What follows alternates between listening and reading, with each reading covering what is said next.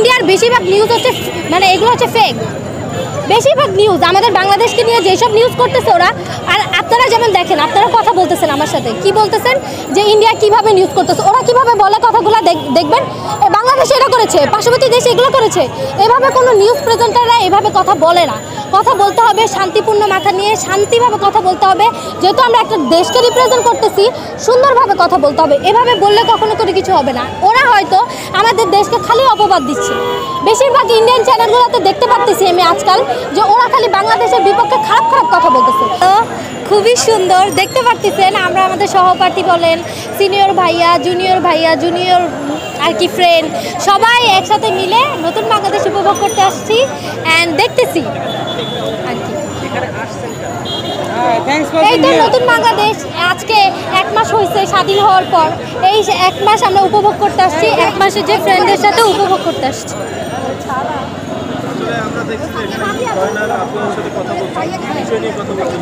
উনি আসলে আমাদের দেশের বিষয়ে জানতে চাচ্ছিলেন যে আমাদের দেশে কি হচ্ছিল এতদিন, আসলে আন্দোলনে কি হয়েছে, দেন আমাদের মানে এডুকেশনের বিষয়ে একটু জানতে চেয়েছে, মানে কিভাবে এডুকেশন করা হচ্ছে এখানে, স্কুলের বইয়ের বিষয়ে বলেন, তারপর বলেন মেয়েদের বিষয়ে, একটু সেফটির বিষয়, এইসব বিষয় আসলে উনি জানতে চাচ্ছেন যে কিভাবে কি হচ্ছে বা এখন এটা কিভাবে পরিস্থিতিতে আছে, এগুলো জানতে চাচ্ছেন।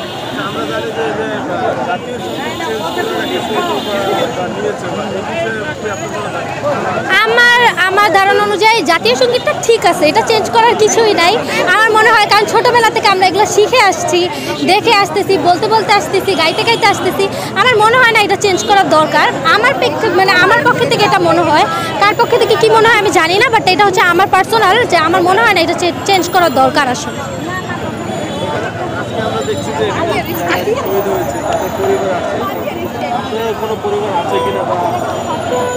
আমাদের ভিতরে এরকমও লোক আছে যারা এখনও অসুস্থ। আমার ফ্রেন্ড সার্কেলের ভিতরে আমার ফ্রেন্ড, আমার ক্লাসমেট এখনও অসুস্থ। ওর পায়ে গুলি লেগেছে, একজনের হাতে গুলি লেগেছে, ওরা এখনও অসুস্থ।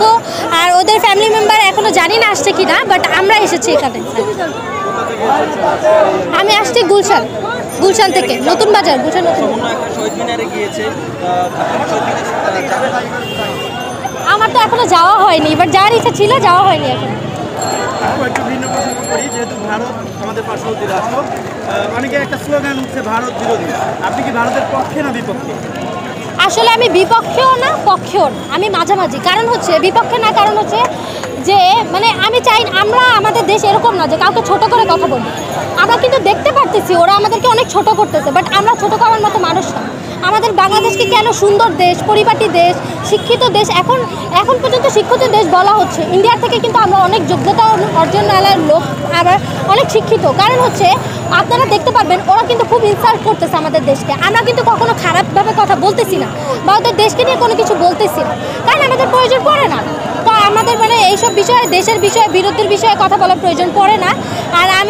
আর বিপক্ষে বলতে ওরা যেসব মানে ওই সরকার যেসব কাজ করতেছে, যেমন দেখতে পাচ্ছেন আপনারা বন্যায় এত লোক মারা যাচ্ছে, তারপর আছে প্রাণী যেমন গরু, তারপর বিড়াল, তারপর হচ্ছে কুকুর, ওদেরকে বাঁচানো যাচ্ছে না। অনেক মানুষ, আমার ফ্রেন্ড সার্কেলের অনেক পরিবার এরকমও হয়েছে, খুঁজে পাওয়া যাচ্ছে না।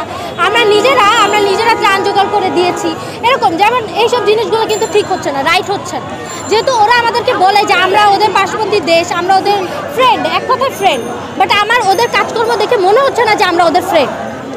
ওরা যেসব কাজ করতেছে বা ওই দেশের সরকার যেসব কাজ করতেছে, ওই দেশের লোকরা যেসব কাজ করতেছে, মনে হচ্ছে না আমরা কোনো দিক থেকে ওদের ফ্রেন্ড। বাট এখন পর্যন্ত কিন্তু আমরা ওদের বিরুদ্ধে একটা বাজে কোনো স্টেপ নেই, বাজে কোনো কথা বলি নেই। আরও ওদেরকে আমরা বলতেছি যে না ঠিক আছে, বাট এগুলো করা উচিত। কখনো কিন্তু কটু কথা বলিনি আমরা ওদেরকে এখন পর্যন্ত।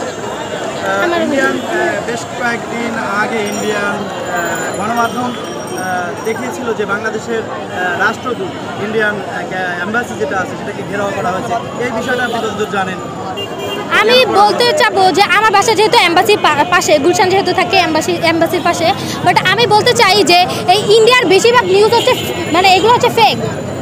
বেশিরভাগ নিউজ আমাদের বাংলাদেশকে নিয়ে যেসব নিউজ করতেছে ওরা, আর আপনারা যেমন দেখেন, আপনারা কথা বলতেছেন আমার সাথে, কি বলতেছেন যে ইন্ডিয়া কিভাবে নিউজ করতেছে, ওরা কিভাবে বলে কথাগুলো দেখবেন, বাংলাদেশ এটা করেছে, পার্শ্ববর্তী দেশ এগুলো করেছে, এভাবে কোনো নিউজ প্রেজেন্টাররা এভাবে কথা বলে না। কথা বলতে হবে শান্তিপূর্ণ মাথা নিয়ে, শান্তিভাবে কথা বলতে হবে। যেহেতু আমরা একটা দেশকে রিপ্রেজেন্ট করতেছি, সুন্দরভাবে কথা বলতে হবে। এভাবে বললে কখনো করে কিছু হবে না। ওরা হয়তো আমাদের দেশকে খালি অপবাদ দিচ্ছে। বেশিরভাগ ইন্ডিয়ান চ্যানেলগুলোতে দেখতে পাচ্ছি আমি আজকাল যে ওরা খালি বাংলাদেশের বিপক্ষে খারাপ খারাপ কথা বলতেছে। যেমন আমরা স্টুডেন্টরা, আমরা ট্রাফিক সামলাইতেছি, আমরা এটা করতেছি, আমরা বন্যার্থীদের পাশে আছি, আমরা টাকা কালেক্ট করতেছি, বাট ওরা ইন্ডিয়ার লোকরা বলতেছে যে আমরা এগুলো করতেছি, স্টুডেন্টরা ঝামেলা করতেছে, স্টুডেন্টরাই নাকি ডাকাতি করাচ্ছে। এগুলো হচ্ছে ইন্ডিয়ান নিউজে ছড়াচ্ছে ওরা। তারুণ্যের হাত ধরে দেশকে কোথায় নিয়ে যেতে চাচ্ছেন? বুঝি নাই। তারুণ্যের এই হাত ধরে দেশকে কোথায় দেখতে চাচ্ছেন? আমি তারুণ্যের হাত ধরে দেশকে মানে সুন্দর একটা পর্যায়ে মানে নিয়ে যাইতে চাই, আর হচ্ছে মানে অনেক দূর আগায় যাইতে চাই। যেমন হচ্ছে কোনো দুর্নীতি থাকবে না,